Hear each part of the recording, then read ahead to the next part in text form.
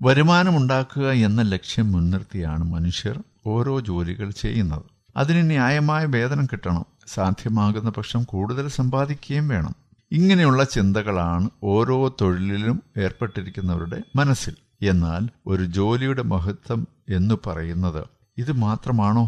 ഏതൊരു ജോലിയാണെങ്കിലും അത് താല്പര്യത്തോടെയും ആത്മാർത്ഥതയോടെയും വേണം നിർവഹിക്കുവാൻ. അല്ലാത്ത പക്ഷം അവരുടെ തൊഴിലിൽ ദുഃഖവും നിരാശയുമായിരിക്കും ഫലം.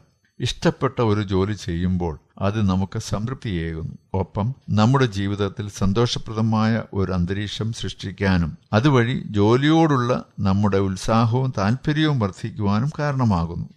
നാം ഒരു ജോലി ചെയ്യുമ്പോൾ അത് മറ്റുള്ളവർക്ക് കൂടി ഗുണകരമാവേണ്ടതുണ്ട്. നാം ചെയ്യുന്ന ജോലി നമുക്ക് സാമൂഹ്യ ബന്ധം പുലർത്തുന്നതിന് സാഹചര്യം ഒരുക്കുന്നുണ്ട്. സ്വന്തം തൊഴിലിൽ വിജയിക്കുന്നവർക്ക് സമൂഹത്തിൽ അംഗീകാരവും ലഭിക്കുന്നു.